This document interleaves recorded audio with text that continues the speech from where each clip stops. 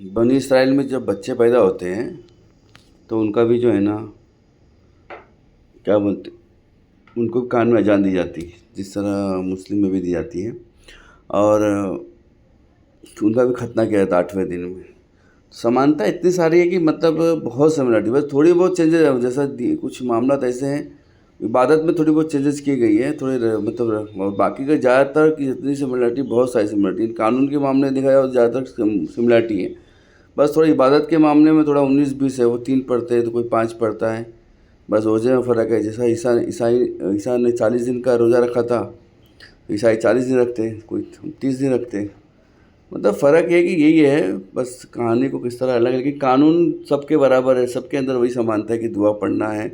और यहूदी भी हर जगह, बनी इस्राइल वाले भी हमेशा बार बार हर चीज़ में, उठना बैठने में, हर जगह वो दुआ पढ़ते हैं। ठीक है। हाँ, यहूदियों जूस में भी बच्चे के जन्म पर उसके कान में एक पवित्र प्रार्थना पढ़ने या धीरे से बोलने की परंपरा है।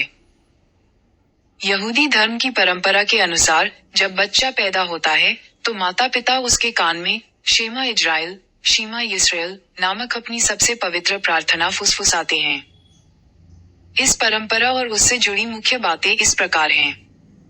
1. कान में क्या पढ़ा जाता है? बच्चे के जन्म के तुरंत बाद उसके कान में यहूदी धर्म का मूल मंत्र शेमा शीमा पढ़ा जाता है। हिब्रू शब्द शीमा यिस्राएल अडोनाई एलोहेनु अडोनाई एजाड। इसका अर्थ सुनो ओ इजराइल, ईश्वर हमारा आराध्य है, ईश्वर एक है। 2. ऐसा क्यों किया जाता है? महत्व। पवित्र वातावरण। माना जाता है कि बच्चा दुनिया में आते ही सबसे पहले भगवान का नाम और पवित्र शब्द सुने। इससे उसके जीवन की शुरुआत धार्मिक और सकारात्मक माहौल में होती है। आखिरी शब्द भी यही, यहूदी धर्म में शेमा का इतना महत्व है कि यह जीवन का पहला शब्द होने के साथ साथ इंसान की मृत्यु के समय बोला जाने वाला आखिरी शब्द भी होता है। 3. अन्य धर्मों से तुलना, भ्रम दूर करना। अक्सर लोग इस रस्म को लेकर भ्रमित हो जाते हैं क्योंकि कई धर्मों में जन्म के समय कान में कुछ बोलने की परंपराएं समान हैं। 1. इस्लाम में बच्चे के पैदा होते ही उसके सीधे कान में अजान, आधान और उल्टे कान में इकामह दी जाती है ताकि अल्लाह का नाम उसके कान में सबसे पहले पड़े। 2. हिंदू धर्म में जन्म के समय जातकर्म संस्कार होता है जिसमें पिता बच्चे के कान में गायत्री मंत्र या वाक पवित्र शब्द बोलते हैं। और 3. यहूदी धर्म में जैसा कि ऊपर बताया गया है, वे शेमा प्रार्थना पढ़ते हैं। इसके अलावा यदि यहूदी परिवार में लड़का पैदा होता है तो उसके जन्म के 8वें दिन ब्रिट मिला खतना की रस्म निभाई जाती है, जहां उसका आधिकारिक नामकरण भी होता है। यहूदी धर्म में अंतिम संस्कार बहुत सादगी से किया जाता है। इसके मुख्य नियमों में शव को जल्द से जल्द, आमतौर पर 24 घंटे के भीतर, दफनाना, सादे लकड़ी के ताबूत का इस्तेमाल करना और मृत्यु के बाद शरीर को प्राकृतिक रूप से मिट्टी में मिलने देना शामिल है। यहूदी परंपरा में दफनाने की प्रक्रिया इस प्रकार होती है। 1. शव की तैयारी, तहारा। शव को यहूदी संस्था शेवरा कदीशा के सदस्यों द्वारा साफ पानी से पवित्र किया जाता है।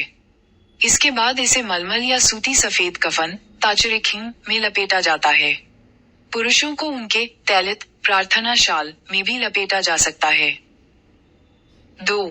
ताबूत कास्केट। यहूदी धर्म में खुले ताबूत में शव को नहीं रखा जाता। ताबूत पूरी तरह से साधारण लकड़ी का बना होता है और इसमें किसी भी तरह के धातु, कील, पेंच आदि का इस्तेमाल नहीं होता। ताबूत के तल में छेद किए जाते हैं ताकि शरीर सीधे जमीन और मिट्टी के संपर्क में आ सके। 3. जल्द दफनाना। यहूदी कानून के अनुसार मृत्यु के 24 घंटों के भीतर अंतिम संस्कार करना अनिवार्य माना गया है। ताबूत को दफनाने से पहले प्रार्थना स्थल, सिंगोग या कब्रिस्तान में संक्षिप्त प्रार्थना हिस्पेड की जाती है, जिसमें मृतक के गुणों को याद किया जाता है। 4. दफनाने की क्रिया। ताबूत को दफनाते समय परिवार के करीबी लोग कब्र में मिट्टी डालते हैं।